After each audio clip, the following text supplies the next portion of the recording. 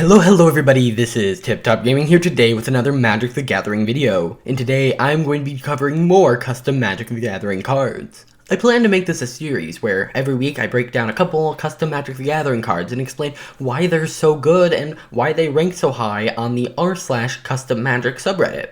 A link to this subreddit can be found in the description down below.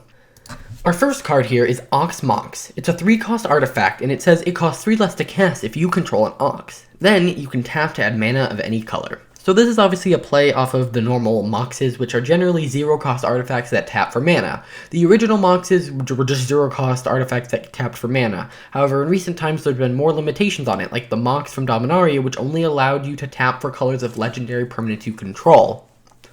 This is kind of like one of those Moxes, however it adds mana of any color.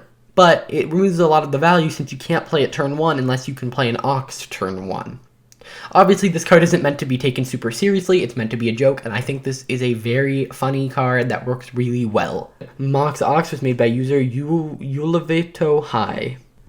Next, we have Beastmaster Hierarch, which is a 1-cost 0/1 that lets you tap for red, green, or white. So this is already pretty powerful. It's better than Llanowar Elves. However, whenever you attack with 3 or more creatures, untap Beastmaster Hierarch. So this is a better Llanowar Elves, obviously, in the fact that it's a 1-cost that taps for not only green, but it can also tap for white or red, and you can technically untap with it. So if you can tap this to like cast a spell, and then you can attack with 3 things, and then this untaps, and then you can tap it again to cast another spell. So it allows for more value. Obviously, this would not be a card printed in standard, but I think the idea behind it works really well in terms of a modern or legacy kind of balancing, and I think that's why it's doing so well.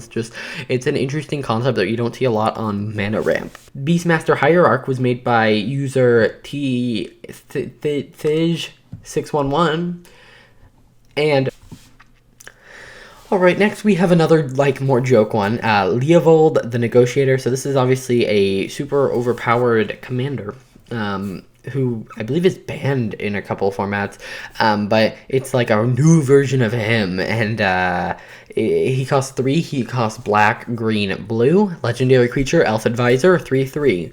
What he says is, opponents can't draw cards, and whenever a permanent you control becomes the target of a spell or ability an opponent controls, they lose the game. So the concept here is that, hey, you play this on turn 3, and it's less broken than the original, obviously. Just kidding. As long as this is on the field, your opponents can't draw cards. So that means as soon as they use their gas, or the cards in their hand, they can't get that back.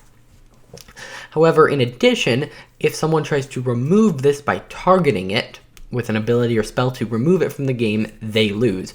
And so the idea here is the Negotiator is, hey, you have to talk who's going to sacrifice themselves for the greater good. Theoretically, you could cast a board wipe, but that's a way around it. I think that this is a very interesting card. It's obviously not something that would never ever be printed. It's too oppressive, too boring, but I think it's a funny card nonetheless. Leovold the Negotiator was made by user Shredder257. Next, we have the Storm count is at 1. It's a 0-cost instant. If you have cast another spell this turn, counter the Storm count is at 1. When you cast the Storm count is at 1, you must say, the Storm count is at 1. Otherwise, counter the Storm count is at 1, and then draw a card. So the idea here is that Storm is a very popular deck. I don't remember what format's Legacy, Vintage, probably Modern, where the amount of spells you cast each turn boost other spells. This is a 0-cost draw card spell. However, you can only cast it if you have not cast any other spell, and you have to proclaim the Storm count is at 1. So this is a silver border card, obviously meant to be a joke. I believe that this is the Doom count is at 1. I believe that's another unstable card or something with this very similar name that this art is from, and I think that this is a very interesting. I think that's why it has such a high rating, is the fact that this was a card and then they just changed it, they changed it to Storm. The Storm count is at 1 was made by user Ander Griff.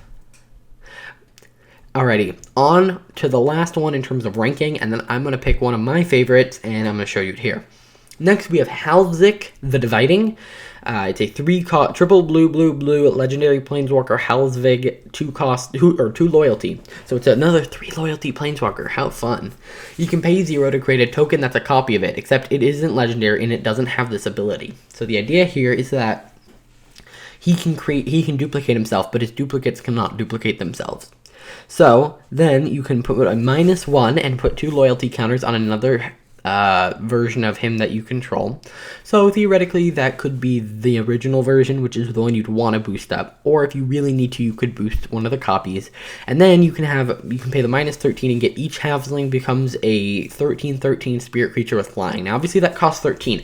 However, the idea here is that you create copies of him, and then you can just start dumping loyalty counters on him every single turn, because that 0 is technically a +2, but it also works the next turn, assuming he doesn't die. Because, okay, so you play him, he duplicates himself. The new planeswalker then puts 2 loyalty counters on Hals Ik, bringing him up to 4.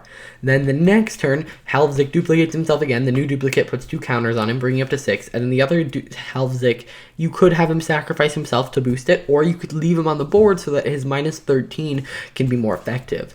So it kind of is this balance. Do you want to get to his ultimate faster, or do you want his ultimate to be more effective?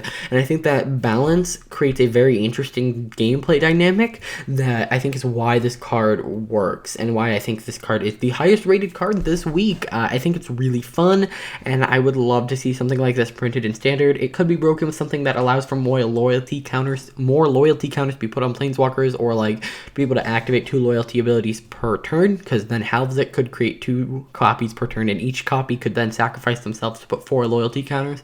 So with Oath of Teferi on the field, you could theoretically put 8 counters on him in 1 turn. So it could be abused. However, it is triple blue, although it is only a 3-cost planeswalker, and at that point you're like having to divert so many of your attacks that it might disrupt gameplay a little bit too much. However, I really like it. Halfling the Dividing was made by user Gemaduo. Alrighty guys, that's going to do it for this video. I hope you guys have enjoyed and are enjoying this series. The last video did actually very well, and I'm very happy that you guys are enjoying this. If you guys want to see more content like this, have suggestions, or really just want to say anything, please leave a comment, subscribe, and like, and I'll see you guys in the next video. Bye!